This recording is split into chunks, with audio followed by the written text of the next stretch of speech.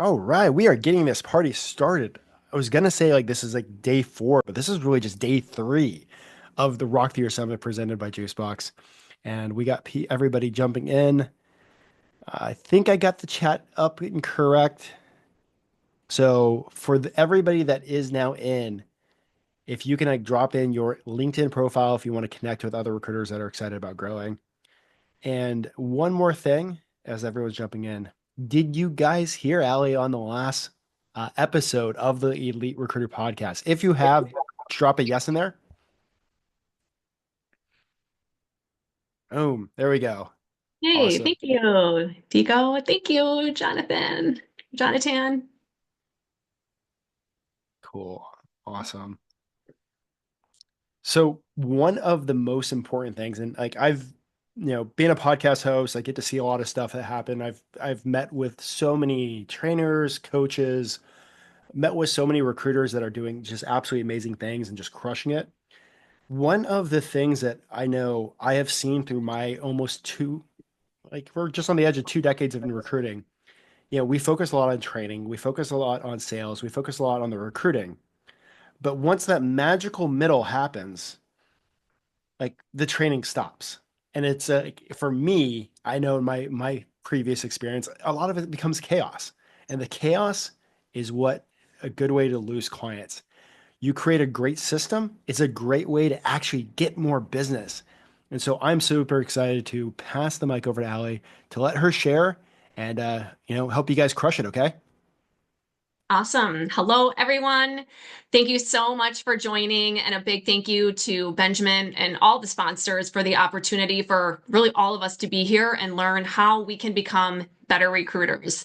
My name is Allie Milbrath. I am a 20 plus year industry veteran and the founder of the Quinn Roberts Company. I am excited to talk about the importance of delivery today. It is a win to get a client, but if you can't deliver, you're likely not going to get a second chance with the client that you worked so hard to land. Delivery does not get enough attention. So let's talk about what we are going to cover today. We have a lot of barriers in recruitment. Many of those barriers can be removed if we have better delivery. I am on a mission to create stronger standards for our industry. With that, we'll talk about how the market perceives our industry with real data and commentary from HR and hiring leaders, and some stats that show where the frustrations are and how we, as an industry, can overcome those barriers. This talk is going to focus on empowering you to become a confident, authoritative recruiter who follows a proven process to deliver consistent, high quality results. We will talk about the importance of a repeatable process on the delivery side, and one that is strategic and not the transactional that so many in the market experience. And this will be interactive. The only way we can help each other is getting feedback, and I will be asking some questions to get things going. Just before that, a little bit about me so you know who you're talking to. I have been in recruitment for my entire career, dating back to 2003. And back in the days when I started, LinkedIn was just emerging, and I literally had the yellow pages on my desk. Like most, I fell into recruitment. On Benjamin's podcast that he mentioned, I asked him back. I'm like, have you ever met a recruiter that had intentions on becoming a recruiter? I'll be asking you guys that same question in a little bit, but my story is like most. I fell into recruitment. I spent 2 years in staffing and then moved into a startup search firm where I spent the next about 10, 11 years. Professional and life events led me to start my own firm, and I have been at that for a little over 10 years now. Have driven millions in revenue with hundreds of placements. Our focus is middle market, typically private equity backed organizations in the HR, sales, finance, and operations function. So I've been a generalist, which I know is like a swear word in our industry. But I think the long-term success has to do with the delivery process. On a personal side, my husband of 18 years and I have four kids that range in ages from 7 to 13. And just a side note, I started my business when I had three of them. I had three kids that were four and under. I went on to have a fourth. So I had four kids, six and under, all while building the business and making a lot more than I did when I was with a larger firm. I'm super involved in my kids' school, extracurricular activities. I coach several of their sports teams, as does my husband, and we are really active in our community. I share this real life story about how recruitment can provide you with the life that people seek out. The life where you can spend your time where it's most valuable. I knew I never wanted to leave my career, but I also knew I wanted to be a super involved mom and maybe too involved. If you ask my kids, like they can't get away with anything, I am always there. Um, Also, my husband recently left his corporate job to come help with Quinn Roberts. So, this industry has provided so much to us as a family. The most important thing being the ability to spend time as a family. I'm super passionate about helping others achieve this life balance. So we'll get back into recruitment and what we're here for. This talk is going to focus on empowering you to become a confident, authoritative recruiter who follows a proven process to deliver consistent, high quality results.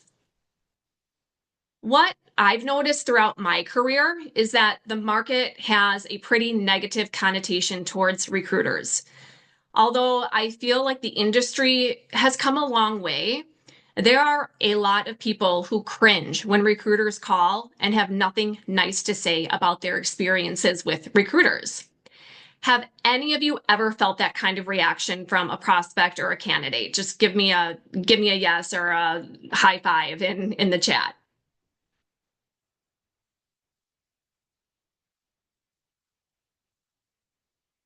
Yep, yep, the market hates us. I'm going to get to that, Nanette. Okay. As an industry, we can start to change the perception and show how much value we are adding to whatever industry you serve. But we can only add value if we change how we are servicing clients and candidates.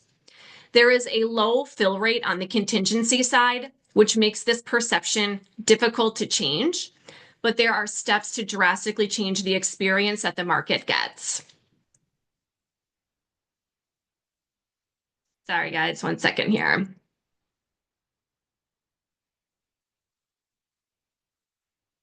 Okay, so just so you can understand how the system works, here are just some stats for you. Have been refining this process for years. We have a 98% acceptance rates of first choice candidates. 96% of clients are repeat clients. 100% of business has come through referrals. So today's overall goal is to give you confidence. So getting you in the right mindset to help you understand the importance of a strong delivery model and how to make it a repeatable process for every search you are on. And with this comes more predictability, better delivery, and that will turn into giving you more confidence, get you more searches without selling, and create just a better overall life balance.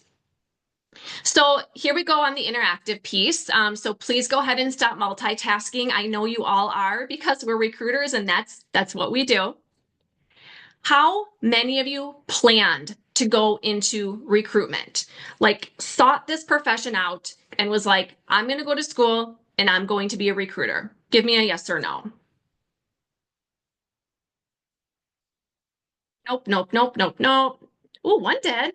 Absolutely not. Nope. Okay. So it's just kind of funny how people just kind of end up here. I always love to hear about how people ended up in recruitment. I did because my mom made me go see a recruiter after college. I could not find the right job to start my career. I was horrified at the prospect of seeing a recruiter, but I obliged because I was living with my parents, so I kind of had to agree.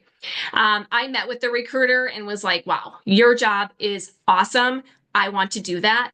The next day, they had actually posted for a recruiter, and that is how I ended up in this industry. I fell into it.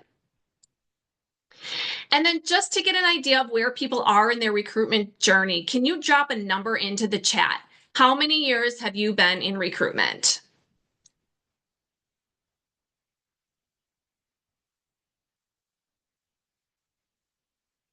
All right. Yay, Amanda, 25 plus. Adam, welcome. Welcome to the industry. We've got a really good mix here. All right, so we have some newbies and we have some that have been in the industry for a long time. And I'm sure you know a lot of people that get out of recruitment after just a few years. I think there's a lot of frustration in our profession and many fail. So congrats to those that have been in this world a long time, and welcome to those who are newer in the industry. Oh, Brett, 3 months, welcome. We are in a profession that deals with people and have little control over how people act, their decisions, actions they take. It can be brutal. People are unpredictable, ever changing, and sometimes just brutally frustrating. We cannot control their decisions, their actions, or the curveballs they throw our way. And yet we are expected to navigate it all with resilience. No matter where you are in your career, you have likely felt that emotional roller coaster that comes with this job. The highs, they're awesome. You are closing deals, you're making matches, you're seeing your hard work pay off. But the lows, they can feel like quicksand, kind of pulling you into a spiral of second guessing and frustration. Here's the key. We cannot control every outcome. We can control our process. A search should never control us. We have the power to own it, refine it, and master it. So we have to focus on what's within your control, and the wins will follow. There are a lot of reasons why someone might struggle in our industry. There is no barrier to entry. There's no college courses, not a lot of continued education. The trainings out there are so compliance focused and not skills focused. Firms barely train their associates, and it's a figure it out as you go mentality. Stylistically, recruiters are so different because there are no standards. Like, hello, that used car salesman approach. I know you have seen that from industry colleagues. Everyone has their own way of doing things. This is the foundational challenge in our industry that impacts our day-to-day life at work. This causes inconsistencies on how clients are serviced and in overall results.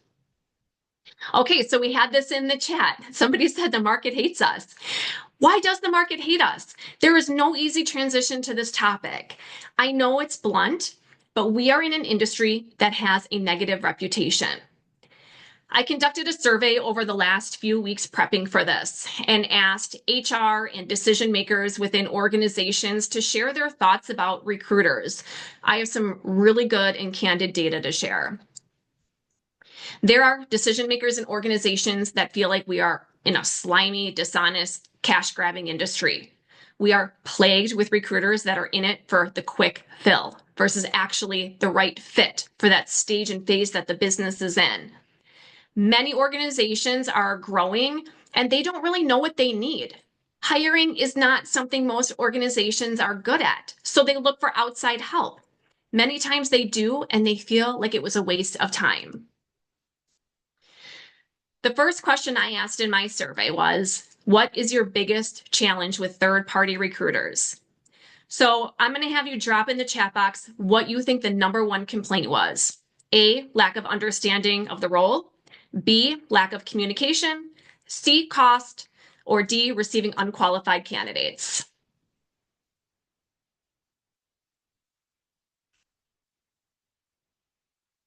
Ooh, Monica, good answer. All right, so we have a little bit of a mixed bag on guesses. If you answered D, you are correct. 30% answered that they are frustrated with receiving unqualified candidates. A close second, 25% saying that a lack of understanding the role was their frustration. So put yourself in the seats of HR and hiring managers. That is frustrating. They are typically hounded by recruiters looking for an open role to recruit on. And then they give a recruiter an open role, and then they are getting unqualified candidates. I'm like, that's, of course, they're frustrated. Now, I didn't dig deep into this, but I'm going to make a pretty educated guess that it's because the recruiter is more focused on speed versus quality. So these two are so closely intertwined because they're getting unqualified candidates because there is a lack of understanding of the role. The recruiter is not demanding the time of the hiring team to truly understand the company and the role and are basically shooting darts to try to fill the role quickly. So this starts the vicious cycle of unhappy clients, which results in the recruiter feeling like a failure, wishing that they had done a better job or even know how they could have done a better job. So let me ask you this question. How many of you have ever doubted yourself as a recruiter? Just give a yes or a thumbs up if you have. Daily. Yes. Yep. Yep.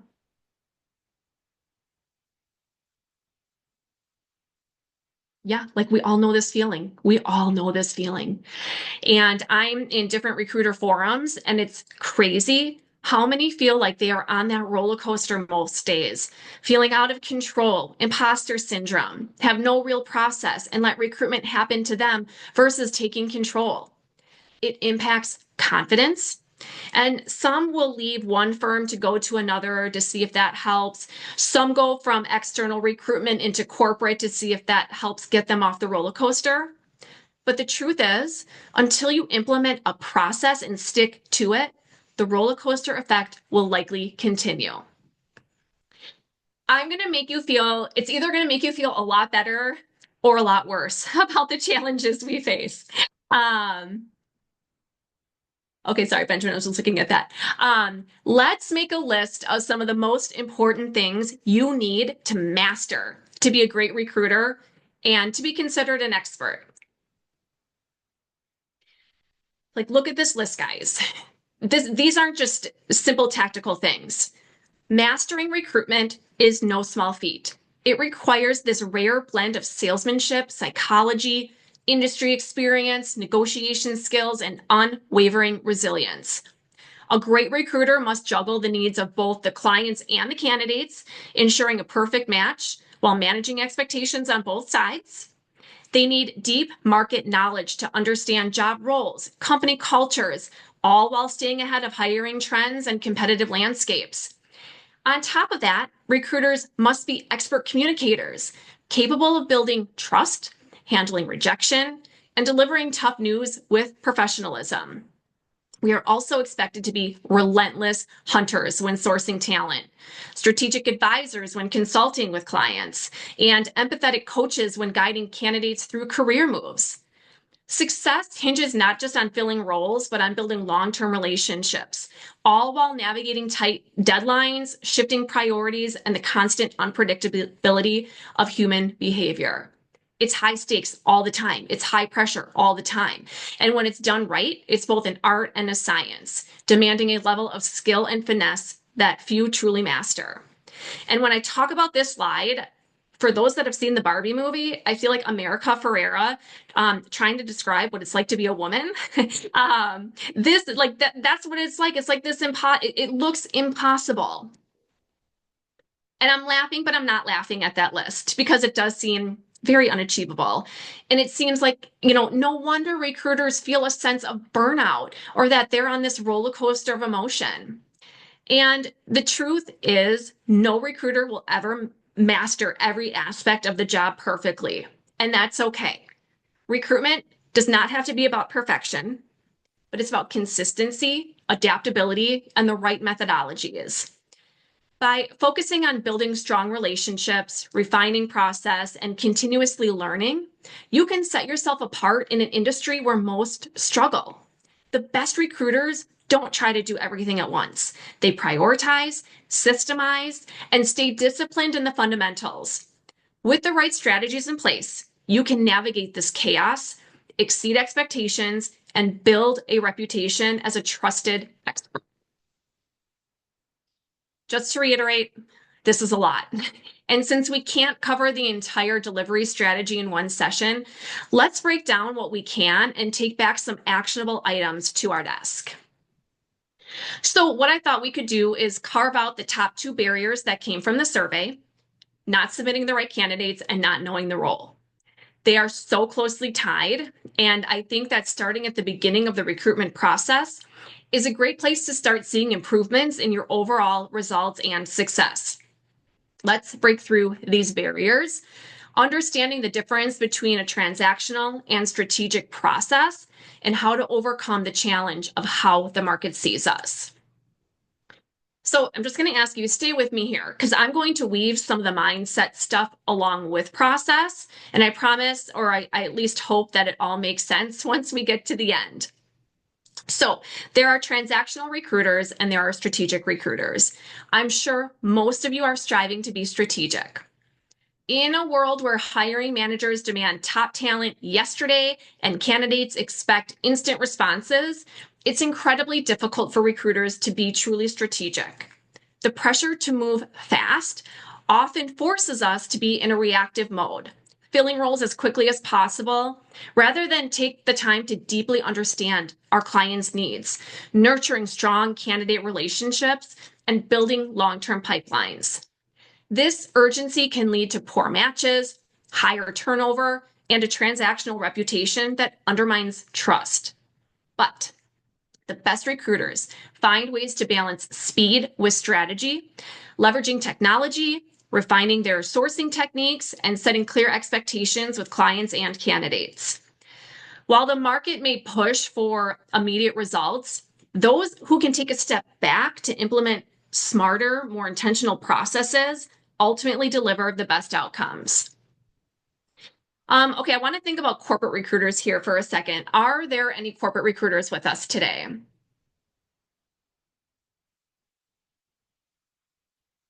Anyone? Okay, we've got a couple.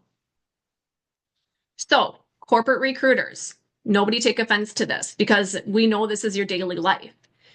It's typical, not all the time, but it's common for corporate recruiters to be the ones driving the process. They are getting the job rec, posting the position, monitoring the ATS, reviewing resumes, sometimes having an initial call, scheduling with hiring managers, executing the offer, and getting candidates through onboarding. This is all pretty transactional stuff. Some will do some passive recruiting, but for the most part, recruiters are really responsible for this part of recruitment. So let's talk about what the market tells us about typical third-party recruitment or recruiters, which I would argue is also mostly tactical. Recruiters determine that there's an open role that a client is willing to sign an agreement on. You look at the job description for results, have a short conversation with HR or the hiring manager to confirm the job description is accurate. Then you are off to the races, searching your database, job boards, and sending mass emails to try to attract candidates. The recruiter rushes candidates through a brief screening call, focusing more on availability than true fit. The recruiter then forwards a resume to the client with little context, hoping for a quick interview request. If the client passes, the recruiter moves on to the next batch of candidates without any meaningful feedback or relationship building. And more often than not, that recruiter is going to put that position on the back burner and focus on things that are gaining traction. In this approach, the focus is purely on filling the role as fast as possible, which leads to high rejection rates, poor candidate experience, and a lack of long-term trust between all parties involved. So I can almost guarantee you aren't getting the repeat clients and you are not building the brand as a go-to recruiter. A strategic recruiter is much more than a candidate provider. They are a trusted advisor. You know what they don't miss? They do not miss the opportunity to ask the right questions, which in turn gives them more insight into the business, building their credibility as well as the relationship. And that in turn also keeps the client engaged and accountable throughout the process. The more you engage with them on the front end, the more engaged they're going to be the entire process. They just feel more accountable. So to take it a step further, True partnership is achieved when recruiters are not afraid to guide their clients and, when necessary, push back on clients on the candidate profile they are looking for, their process, or even their employment brand. When recruiters tactfully challenge a client's thought process and advocate for best practices, they demonstrate their deep industry knowledge and commitment to strategic hiring. This proactive stance builds client trust, respect, paving the way for a collaborative, more results-driven partnership. You guys, I'm sure most of you that have been in recruitment for a long time will laugh at this, but how many times have you had a prospect tell you they want somebody with 10 years of experience in a sector that has only existed for 5? Or this is going to be an extreme example, but they want a director of business development that started in engineering, is a licensed real estate agent, and has a CPA. So it's extreme, but you know what I'm getting at. What really does happen is clients are asking for somebody who doesn't exist, or somebody that can take months to find. And the low percentage of people in the market that hold these skills, you still have to get them engaged and in a place where they would consider making a job change.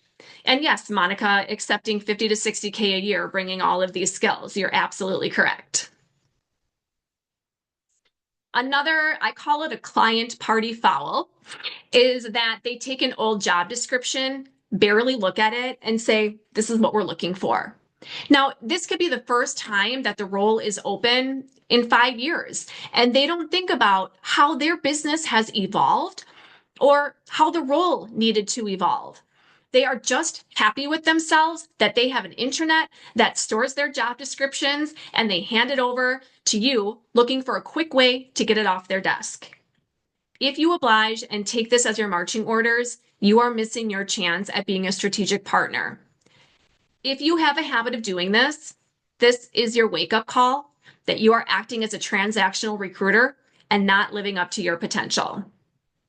And I agree with you, Stephen. Most job descriptions are worthless.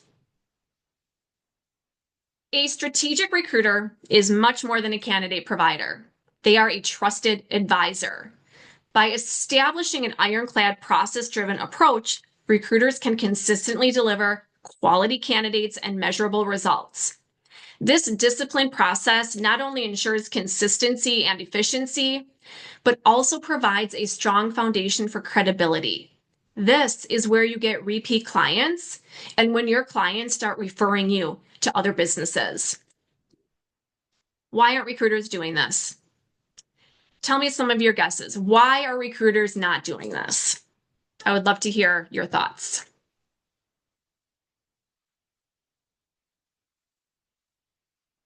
Anyone have thoughts on why you're not trained? Lack of confidence? Just happy to have the business. Feel the need to be fast, bandwidth? Yeah. Okay. Here's what I came up with. We are in a competitive space and you just want the deal. I think that's what some of you are alluding to here. You might be held to metrics that sort of force you to back off on being the strategic partner you want to be. The one I see most is wanting to appear as an expert and feeling like if you ask the questions, you will look like you're not the right partner for them, or they will lose confidence in your abilities. You're afraid to look stupid, frankly.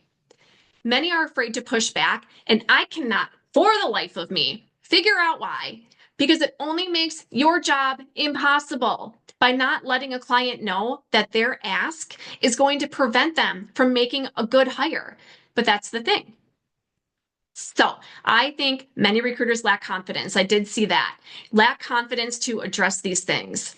The focus is so high on getting as many searches in as possible that these things take time and confidence, and those are things that are running really slim in our industry. So back to the survey. Let's take a look at some quotes that we got from the market.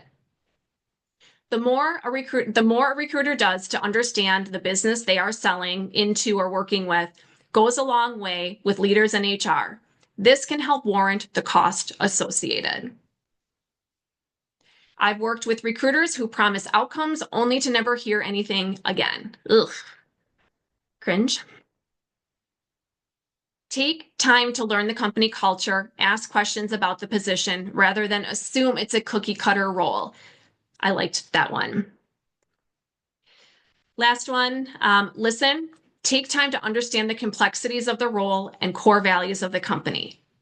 So you guys, you can see this. These are just a really small snippet of quotes that I took from the survey that people are sending in. Clients appreciate when a recruiter takes the time to understand their business before going to market. It makes a significant difference when the recruiter grasps not only the technical skills required, but also the nuances of the company's culture, challenges, and growth strategy. When a recruiter is well-versed in the industry and can understand what sets that client company apart, their outreach becomes more targeted. Then the outcome is that the candidates presented are stronger and the entire process feels like a true partnership rather than a transaction. This thoughtful approach builds confidence and consistently delivers better results. So we're going to talk about a document that you can use to make sure you're asking the right questions. And I'm trying to keep up with the chat, guys. It's on my second screen, as you can tell, so I'm sorry if I'm not getting to everything. Okay, let's talk about the scoping document. The scoping document, or discovery, some people call it. It's a list of questions you will need answer to truly be the strategic recruitment partner that you want to be with a client. The scoping document is not meant to be followed in a totally structured way. A lot of times you'll get the answers through conversation. This is your chance to think strategically about your client and how you can set your search up for success. So let's talk about how to implement this. Now, my scoping document, I'm going to give you guys a QR code in a second, is really long. So I'm not going to go through the whole thing, but we're just going to talk about a few of them here. First things first, you need to run your scoping session in an authoritative, confident tone. Your client needs to understand this is standard operating procedure to answer questions that they probably aren't asked all the time by recruiters. This is going to make you stand out. Here are a few starter questions that I like to begin with. I love for my clients to tell me about their business like I'm a customer. They will highlight what they think sets them apart, share the best parts of their product or service, giving you ammo for your candidate reach outs. So this starts off the conversation with the client giving off good energy because they're talking about themselves. They're talking about their business, which is what you want. You want them to be excited about what they are talking about. And then this helps them open up down the road for some of the tougher questions. Understand how they think they differentiate in the market. The more a company can define and communicate what makes them different, the easier it is to attract, engage, and retain the right talent. You can also poke holes in maybe what some of their insecurities are as a business. Then dig into what they think is going well in the business. You'll use this as selling points for the candidate. Then dig into what their challenges are. It doesn't have to be specific, and it really shouldn't be specific to the functional area you are recruiting for. Get to know where they struggle, and then later you'll determine how this hire can help solve some of these challenges. I really press on challenges. And sometimes, especially if it's a new client, it's almost like they don't want to show their cards because you are, after all, just kind of starting to build this trust factor.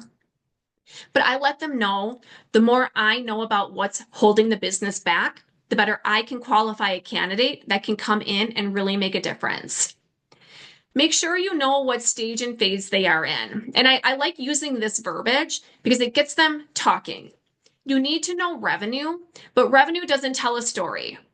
If they're willing to share EBITDA, that's great. Many don't. The stage they are in should help you understand. Are they in growth mode, turnaround mode, or crisis mode? That will tell a story. Next, we go, okay, how long is your discovery call? It ranges. It really depends on the complexities of the business, but typically upfront, I tell my clients that we're probably going to sit down for probably 2 hours. Sometimes it's more, and sometimes it's multiple site visits where you're talking to different people. So it really depends on level of the role. I would say if it's a new client, it's like 1 hour minimum of their time. If that's all you can get, take an hour. Mine tend to be longer. Okay, next we want to understand more about why the role is open and for how long it's been open. Talk about how the role was functioning and inquire if it was an effective role. Was it being performed well? Or do they need to rework the outline of the role? Like we've talked about before, companies are not good at hiring and sometimes bad at self-identifying the kind of candidate they need. They stick with what they know, which is what they had. It's important that you get your client to think about how their business, this functional area, and this position has evolved and rethink the candidate profile. We likely don't need what was. We need what will impact for current and future needs. You've got to get them out of the what was. Next, we'll talk about the turnover history of the role. This is going to also help you identify problems that they have internally. Many times, this one will expose some problems and actually even some additional roles for you. If it's high turnover, it's likely they either need to reshape the role to have it work in the organization or change the team because something is amiss here. Hopefully, in the business development process, you've learned what they've done to try to fill the role. But if you or your salesperson was blinded by the want for another search, this may have been missed. Make sure you know if other firms have been on the search and what their experience was with that firm. This will help you make sure that you service them differently. If the role has been open for more than 6 months, this is your time that you have to push back. Something is fundamentally wrong here, and you need to probe on this. You also need to understand what the targeted impact this person can make is. You'll use this later to craft your message to the market. Team dynamics. How does the team work together? Are there any issues? Really know what dynamics your candidate will be walking into. All of these questions will help you understand the business itself, which is 50% of what you're selling to the candidate. So let's talk about the candidate side. The best way to get an understanding of the skill set needed to have a great hire is to ask how they anticipate this person will spend their time. Leave it open-ended. Don't let them say this. You've all probably had this experience if you've been in this world for, even just a year. If you get the response, did you read the job responsibilities on the job description? Of course. Of course. But I'm not going to take just a job description. It's like looking at a resume. It doesn't tell the full story. So if they do say something like this, I ask them to break it out into percentages. You need to understand what the emphasis of the role will be. You'll learn whether the role is more strategic or hands-on, if it's more execution-driven or leadership-focused, and which tasks are going to dominate their daily work. So why does this matter? This is going to be used in how you interview and what you are looking for in candidates. This ensures that you target the right profiles. You should ask about key initiatives and what the challenges of the role are going to be. You need to be able to share details with candidates. I'm going to kind of put an asterisk to this because you do need to practice discretion when you reach out to the market on how much you are sharing in early conversations. But it's something you need to know in the back of your head. So as you're qualifying, you can understand that, as they continue to learn more about the organization, a lot of those things are going to come up. But early on, determine, is this the type of candidate that's going to be able to handle situations? Again, talk about the challenges this person will need to be ready to come in and tackle. There could be those team dynamic issues. They could be integrating acquisitions. They may have just lost market share and they're on the defense. Or it could be things like tactical. This person needs to travel 75% of the time. Look at position-specific challenges to ensure that you are putting candidates forward that are qualified to be a problem solver. You will use all of this information to qualify candidates and ensure that you are selecting the best for them. The last section we're going to cover here on the scoping document is culture. It's great to hear how companies describe their culture. We all know that there's culture that they want to think they have versus what the culture actually is. I don't take a lot of stock in what Glassdoor is saying about a company, but it's something you can challenge them with if there are negative reviews. Another suggestion, meet as many people as you can to get just a better judge of the culture and what candidate profile would fit best. I like to ask what the biggest hiring challenge we will face is, and this will help you see how self-aware they are, what kind of expectations they're going to have of you, and what you need to be transparent about to candidates. I'll give you a couple of examples. One of my clients' biggest self-proclaimed hiring challenge was that their CEO is pretty aggressive with really high expectations in all levels of the organization. So you're not going to put somebody in the role with a timid personality. You need somebody that is dynamic with thick skin.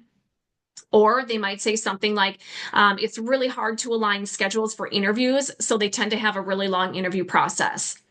You can help them through this by offering up ideas to overcome that challenge.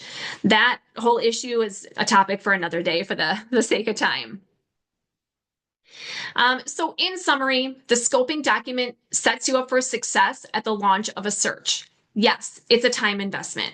You need to gather all the information, not only to show your client that you're going to be a great extension of their brand, but also credible to the candidate market.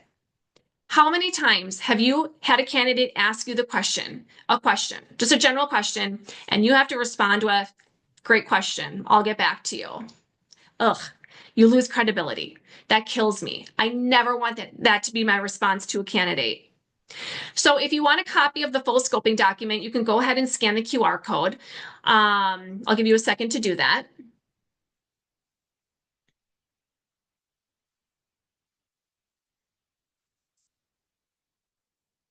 And although there are about 8 steps in a great delivery process between the scoping and what we're going to talk about next, it's an important one to address given the feedback that we got from the survey. So here's another quote. And I saw similar variations of this, of this type of feedback. I've received candidates that were not the target profile, and the recruiter should have already vetted them out. Ugh, this one also kills me. What we learned from the survey is recruiters are sending unqualified candidates and don't have an understanding of the company and the role. And it's because they aren't asking the right questions up front. What we are talking about next may be such a no-brainer, but I don't understand why more recruiters are not using one. Using a litmus. You can prevent this kind of feedback like we got from the survey by having a basic litmus as part of your process. So what is a litmus?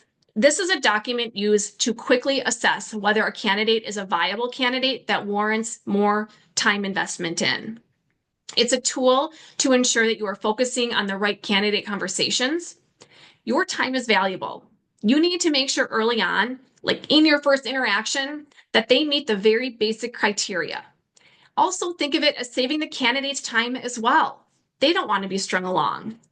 Now, for me, I would never submit a candidate just on litmus, but if you are a high volume recruiter or in a high volume agency, you probably fall into this trap of submitting without fully vetting. A litmus takes what you learned from your thorough client scoping session, what the top hard skill qualifiers are, and maybe a few nice to haves listed. You go on to ask some of the basics of their background.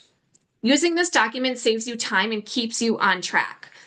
Oftentimes, a candidate sounds great. They have an awesome energy, and on the surface, it seems like they have the right experience. but they may be missing key criteria for your client to consider them a real candidate. Also, when a search gets drawn out, it's easy to take shortcuts. Your litmus is your guide to not let the wrong candidate through because you have search fatigue. It also serves as a way to show your clients what profiles are even in the market. If you are consistently only hitting 75% of their must-haves, it's likely you need to reshape expectations and likely reshape the role. The litmus keeps you focused on the right profile, saves you time, and keeps you organized. Let's use an HR generalist as an example. We all work with HR. So what we would do is we would refer back to the scoping document, and on the litmus, we would simply just list the must-haves. Things like we're looking for 5+ years of HR experience using Workday or whatever technology they need, a focus on employee relations, multi-site responsibility, manufacturing industry experience. So those would be the must-haves. And yes, I understand you can check some of those off from looking at their LinkedIn profile, but not always. Plus, we all know candidates list things and they have really minimal experience with it. So you need that information to really confirm. On the preferred experience, you can list anything the clients say would be nice to have, but wasn't a requirement. Then you go on and ask a couple more specific questions, but questions that are meant to fit into a short conversation. This is not your full interview. And I reiterate that there is a full interview after this. This is just your quick assessment tool. So you can ask in this scenario questions like, what functions do you support? How many employees do you support across locations? And gosh, how do you build relationships with who you support when you're not local to them? What are some initiatives you're responsible for? Having a litmus keeps you on track with the experience needed, especially when you have multiple roles on your desk. So if I'm working on 5 different positions and I'm on a different phone call every half hour, sometimes it's like 15-minute increments, being able to pull up my litmus keeps things in line. Using a litmus also overcomes the risk of letting a candidate into the process that should have been declined from the start. A really good best practice, and I encourage everyone to do this, is to get your client to sign off on the litmus. Not just the HR rep, not just the hiring manager, but anyone who is part of the decision-making process on the hire. This point deserves its own slide before we dive into the why. So I want to highlight this. Some common things that can throw a search through a loop. One, oftentimes you'll find that your clients do not have internal alignment. Now, hopefully during the scoping, you had a chance to talk to everyone in the decision-making process, but that's not always the case. Second, sometimes when you scope a role with the team, there's separate conversations. So you may talk to 4 people at different times that have different ideas of what's needed. You cannot launch a search until there's alignment. Third, somebody new is introduced in the interview process. I'm sure all of you, I'd love to ask you that question where all of a sudden there's somebody new who has all this decision-making process and you're like, where did this person come from? All of these things can impact alignment on what the job entails and the candidate profile needed to be successful. If the search all of a sudden feels like it's going sideways and different people in the organization are all of a sudden part of the decision making and your target profile is now this moving goalpost, you have to go back to the original group, share the agreed upon litmus, and reset expectations with the greater team. This communication trail is needed so you don't become the scapegoat. It is easy for clients to point the blame on us for the challenges in a search. This keeps everyone in line and aligned. Now, I understand, sure, business changes and maybe a profile does need to change. If you are a retained recruiter, that might mean another retainer to make the shift. So it's a way to protect the financial portion of the search. If somebody new enters into the interview team, make sure you provide them with this document so they know what was determined to be the most important skill. Okay, one more survey call out. Cost was another big frustration in the market. When people think about external recruitment, I believe if more recruiters followed a strategic process and became more ingrained with their clients, that frustration or barrier would diminish. Too many clients feel like it was such a transactional experience that the price tag doesn't match. If you invest time, they will see your value and you will get repeat business and even referrals into their network. All right, we're going to move into mindset as we finish up here. Your mindset and how you approach a search is critical to your success. Those burnout days are really hard to get through. But if you know you have a good process in place, you will gain confidence, and those days will be fewer and far between. When you have a process in place, one that it has consistent results, you become more confident, and that will be reflected in how you conduct yourself to clients and candidates. So just some reasons of why we feel self-doubt. The long list of things that we reviewed earlier. We have really a lot to juggle day to day. Some other reasons. This fear of asking questions as to not look inferior. Get over that. Paying too much attention to the noise in the market or feel competition with recruiters. Focusing on positioning yourself as an expert incorrectly. So I have a question for you. Let's go back to the chat. Stop multitasking. Can I ask you, just for my knowledge, who's on this call, what is your expertise? I would love to hear what your expertise is.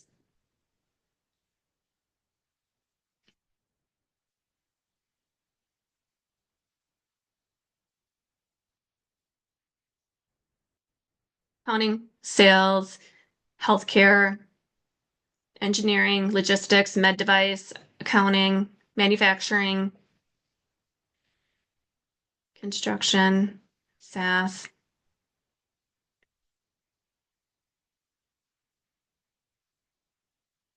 Okay. Ooh, only one of you got it right so far. The answer I'm looking for. There's actually 3 that I think you're on the right line of thinking. When I talk about expertise, I am talking about recruiting. Your expertise is recruiting. Whatever niche you're in, your expertise is engaging and closing talent. This is how you need to lead the description of yourself to the market. Your confidence in this expertise is key. You have to be confident in the positions you recruit on, how you engage with candidates, and how you communicate with both sides, how you evaluate, how you close, and how well you can drive a process. Great recruiters excel at asking the right questions, understanding client needs, and adapting to different markets. Their true value isn't knowing every detail of an industry, but in their ability to find, attract, and place the right people, regardless of the niche.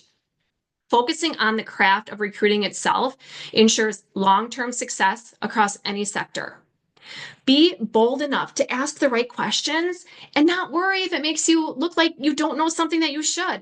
That is in your head.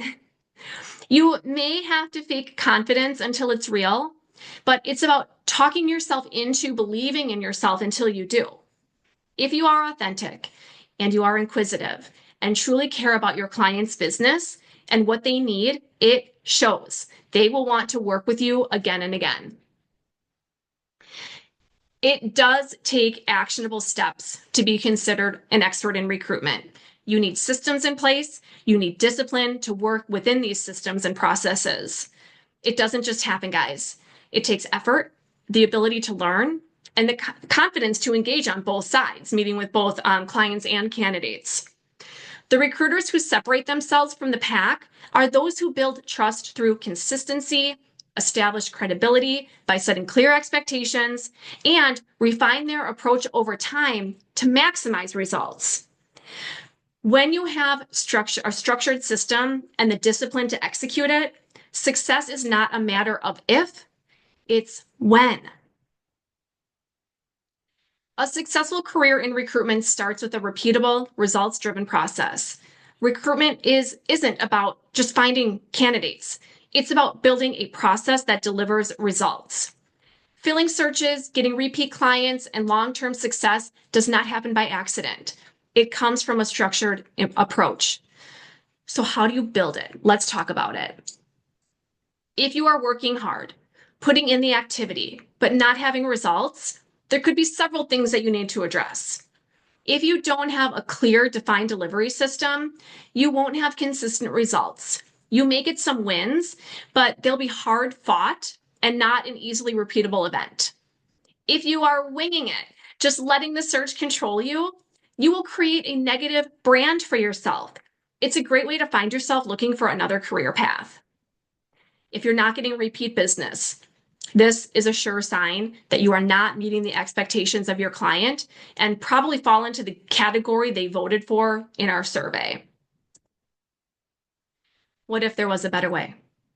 What we have discussed today is such a small percentage of the delivery process. So if you are looking to level up for the entire delivery cycle, we can help you. What if you didn't have to constantly start from scratch with every new search?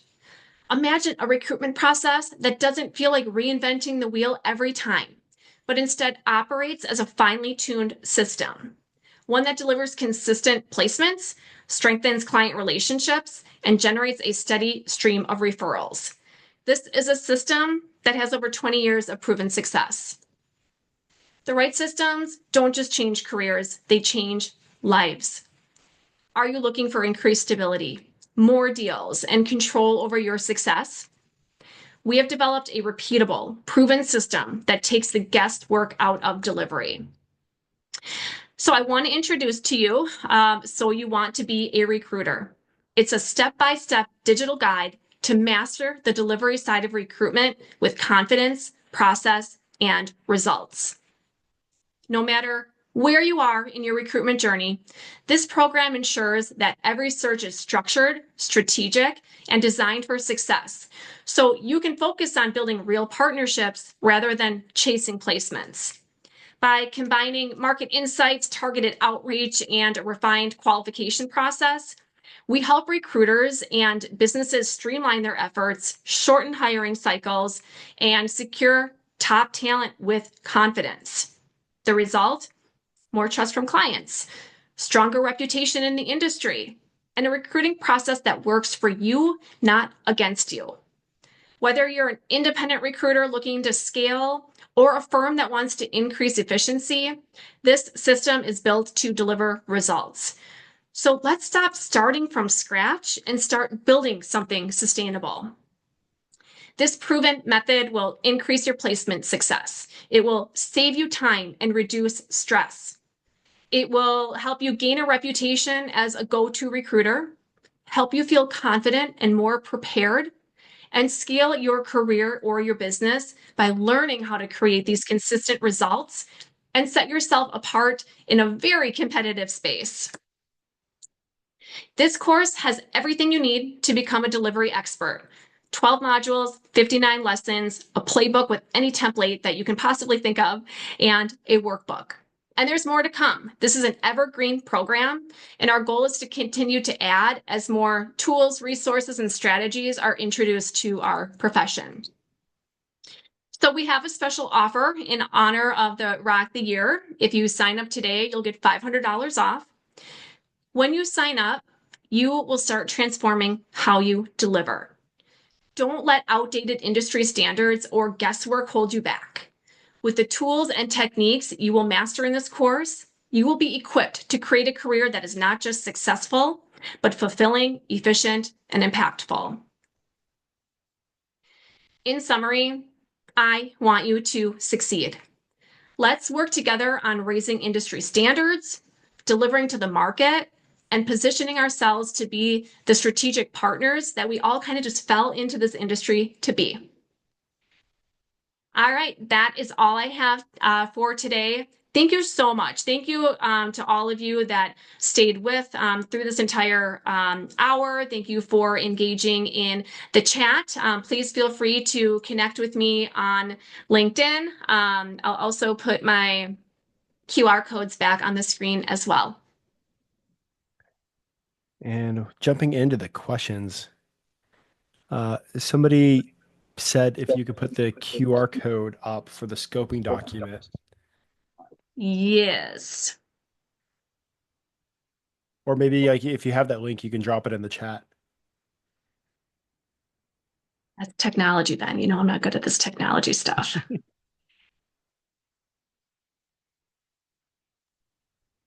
All right, there's a scoping document.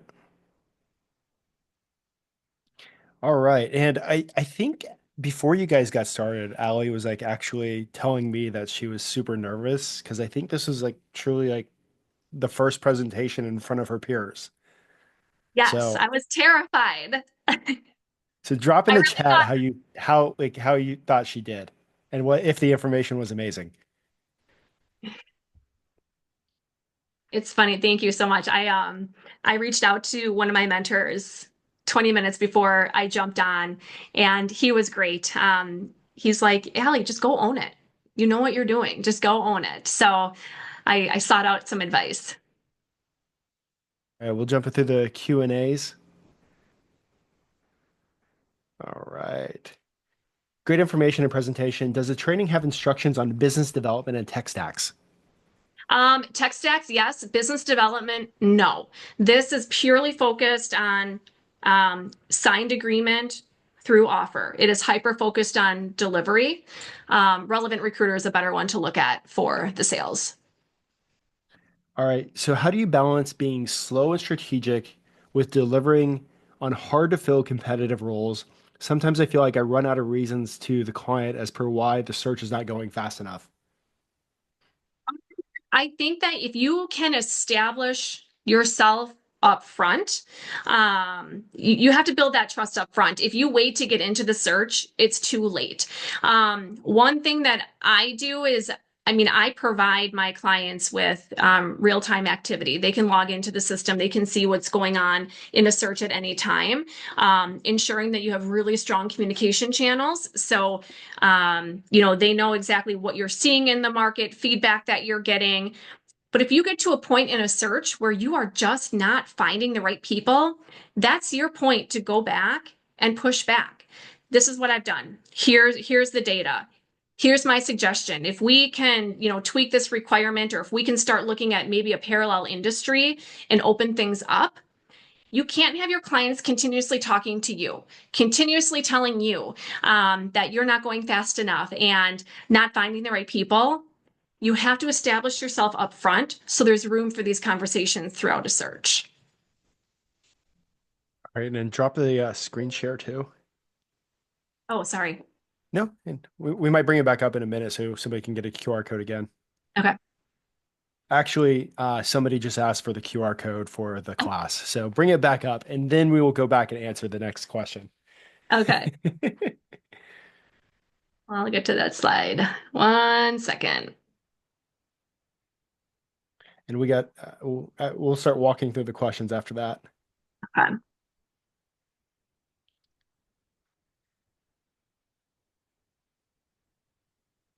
It's there, guys.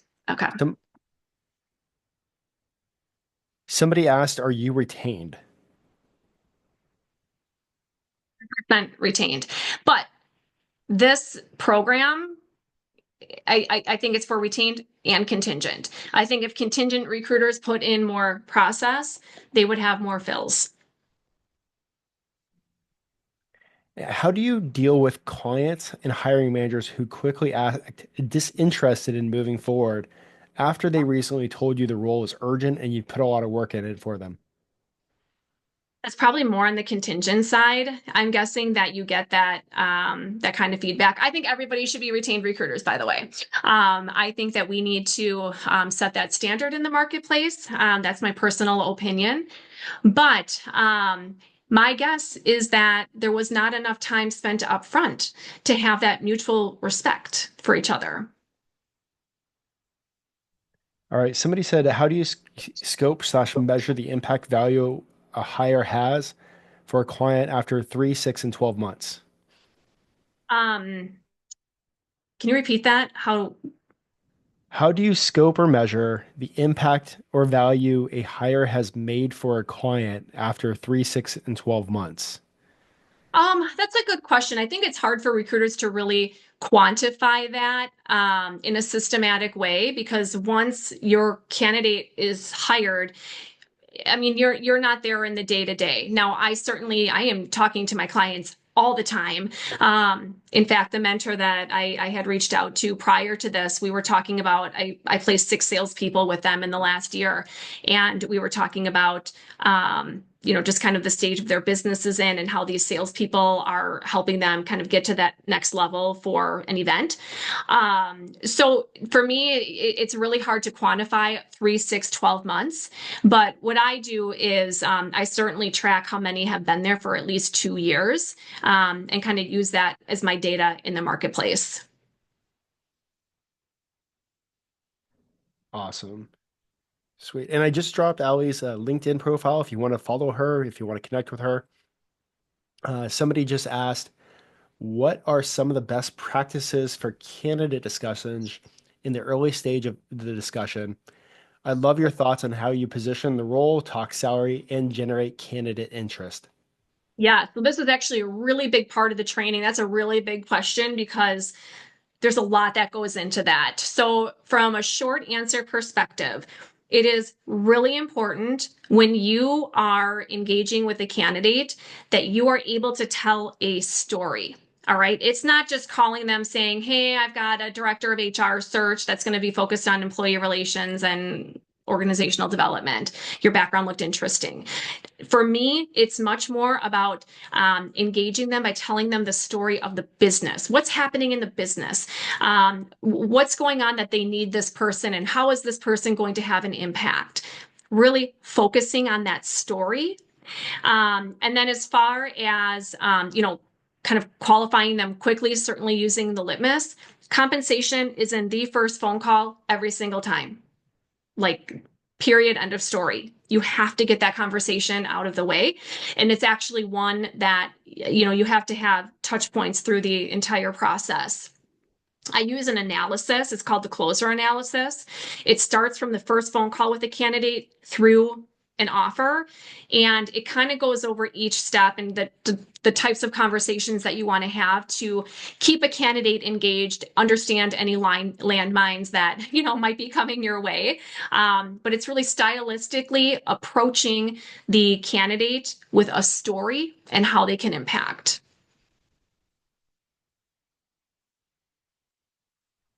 Awesome. And I just dropped if somebody wants to, if anybody wants to go VIP, so that way you get the replays of this, so watch it over and over, or all the talks from the week, definitely go VIP.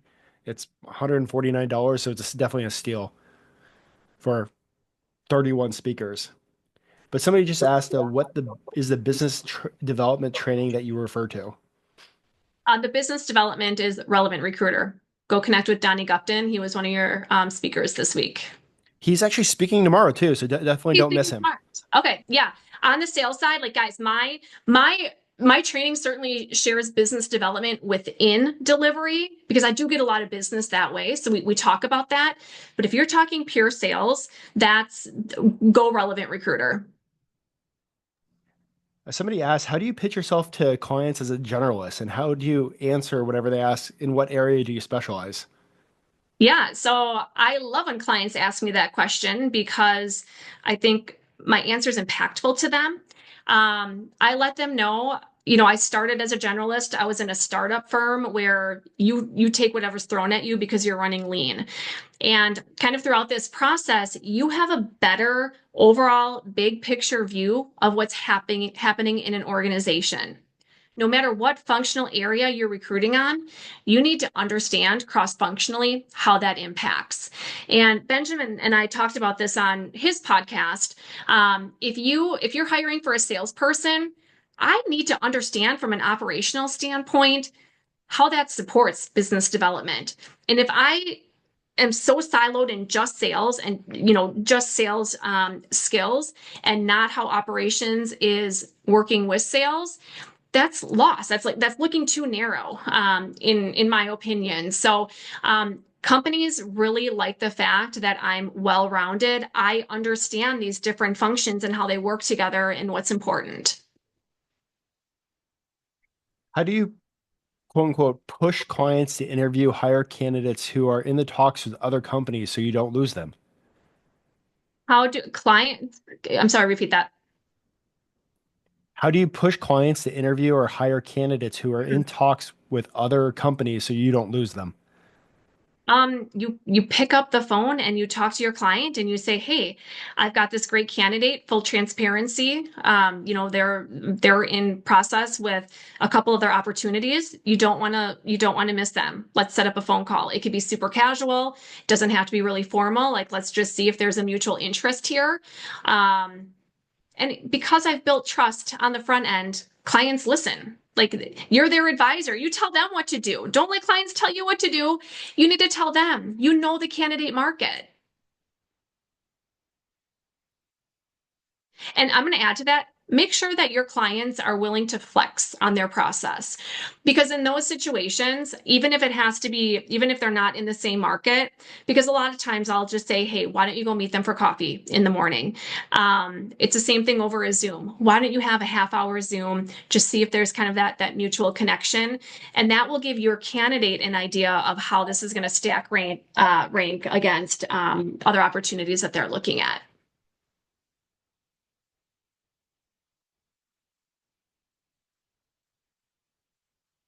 Oh, I can't hear you, Ben. Oh, I put myself on mute. Sorry about that. How are you still operating as a recruitment generalist now? How am I? Yeah. Like, that's just what I do. I've always been a generalist. I always will be. I know that as recruiters, we are so pushed to niche.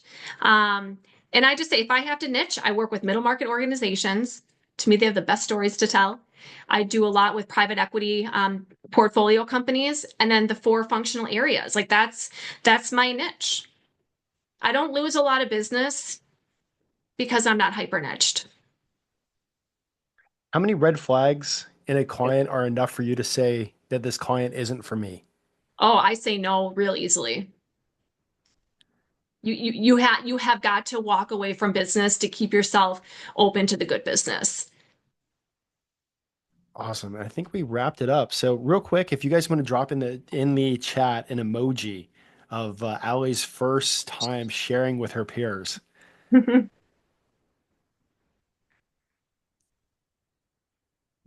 There we go. Awesome. Thank Hearts. you.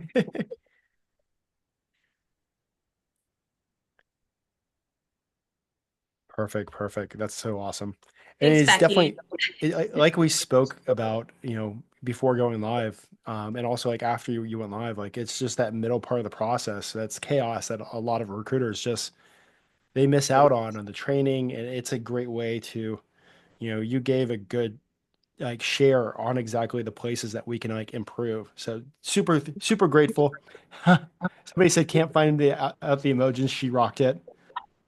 Wait, there's Thank you. there's a teacher with a board emoji? Holy crap. How do you find these emojis? Sorry, I got a little distracted.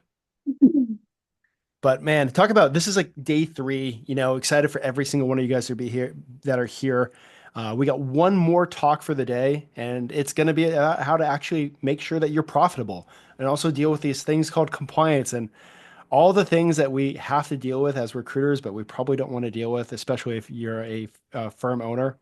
But Allie just absolutely rocked it. Make sure you follow her on LinkedIn. Make sure you go VIP so that way you can get the replay and come back and watch this over again throughout the year. And can't wait to see you guys in about 15 minutes. So thank you, Allie. Thank you. Thank you, everyone.